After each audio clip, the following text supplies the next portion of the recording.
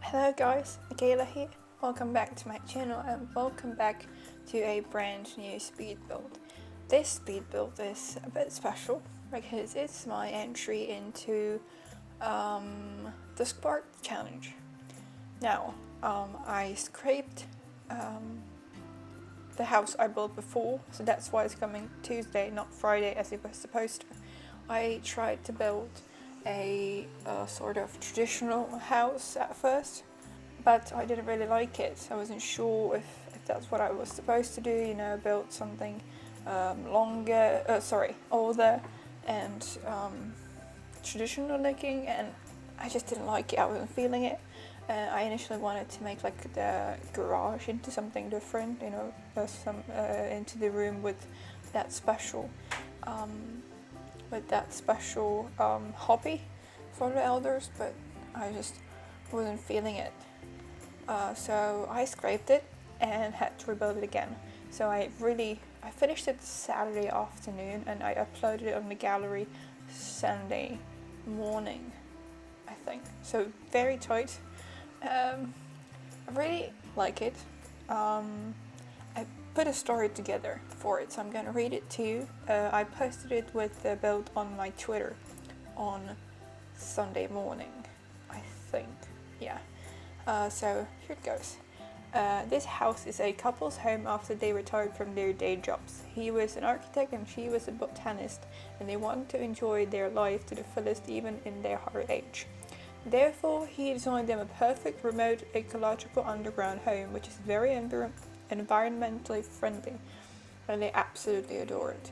He has a big 2-story library for his passion of collecting books and antique writings, and she has a big gardening space to grow plants, vegetables and fruits, which he turns into juice and flower arrangements to support the family budget.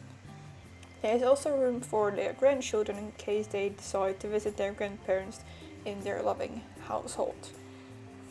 So that's the story.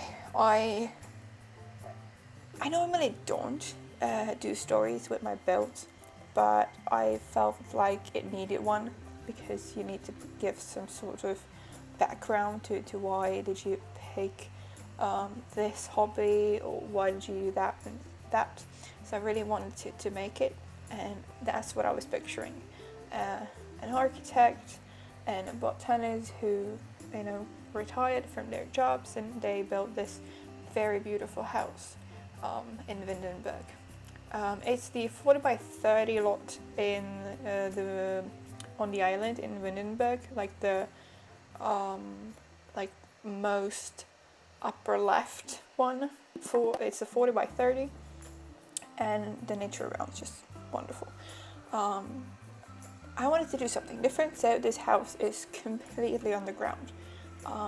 It's covered in plants and greenery, and I just love it. I really, really love it. I mean, I struggled a bit with windows and getting like a natural light inside the space, but I think I figured it out. There's like a big glass roof on top of the library, library's office sort of space. There are some outside areas that have windows coming in. There is also those see-through tiles from Island Living on top of the garden. So I tried to get as much natural light in as I could. So I think I did. I forgot to mention, I am testing the organized debug, the Better Build and Buy mod by Twisted Maxi, and I've been loving it so much. It's so much easier to access all the stuff in debug, and now that it's like nicely organized, it's perfect. I tried it, so let me know if it's something that you're interested in seeing how I work with it, because I really enjoy using it so much. Perfect, just amazing. Here we are moving on into like the entry area. So this is like the thing that you walk into when you enter the lot. Here is like a little seating area. I put a ton of color under the stairs to make it look lived in. So there are a lot of like buckets and all kinds of boxes and everything to make it look good. Now moving on to the interior. Forgot how to speak today. Sorry, I did not have much sleep tonight. Couldn't fall asleep for some reason. So sorry if I say something stupid. Just, yeah, me doing stuff. So now I'm moving on to kitchen. I used the Jungle Adventure counters. I really like the color of them. I started with a like minty and dark wood combination, but later on I decided to go into like a yellow and green sort of vibe, so I changed the color scheme later a little bit. Here is the entryway. I didn't know what to do with it, so I just parted it and used some archways to connect it to the main space. Here's the dining area. I was thinking that they have like a lot of guests coming over every now and then, and their grandchildren may be coming over, so I decided to give them a big table. This is the entryway. I used the nifty knitting hanging plants in here because I just felt like the vibe is there. I know I say that a lot of times, you know, I say that very often, but I really liked it. Really liked how it makes the build look cozy, and because the husband or the man in here, obviously, just a little disclaimer, if you want to play with a same-sex marriage, go ahead in here. Obviously, you can do whatever you want. I just felt like it's a normal man and woman couple. But you can, of course, have 2 women living here or 2 men living here and having their dream house. They can be whatever way you want. But I, for my story, I picked a man and woman because, I don't know, I just did. Yeah, I think I should stop talking about this before I say something stupid or not good. Okay, moving on. Here is the living room. I used the couch from Perfect Patio. I know it's like an outside seating, but I liked it, and it makes a perfect sectional, so I used it here. I was trying to make this work as like, you know, gift from grandchildren, but it didn't really work. I used these pictures because I was when I was building it, I was thinking, you know, they're like a very successful couple, so they probably traveled a lot as well, you know, with their jobs, and not even with their jobs, just traveling together. So I put a lot of photos of landscape and stuff like that around the house. So, you know, I thought that they are a big travelers, so that's why I put it in there. This is the outdoor relax area. There is a little pool as well. I used these areas to do. This is the only area I used for like play, I think, because the other ones I just put some plants in them and used them as like only the space to provide the inside with the light from the outside. Here is like a little nook. I was thinking, you know, when they go to the pool, they get dressed here. So there are towels and there's dresses. So I was thinking that could go. Then I used the tiny living, how it's called, bookcase. I don't know. My brain is just not functioning today. Now it's me changing the color scheme, the color swatches. Here's the bathroom. So I made like one big bathroom with the bathtub and some counters and you know, a sink.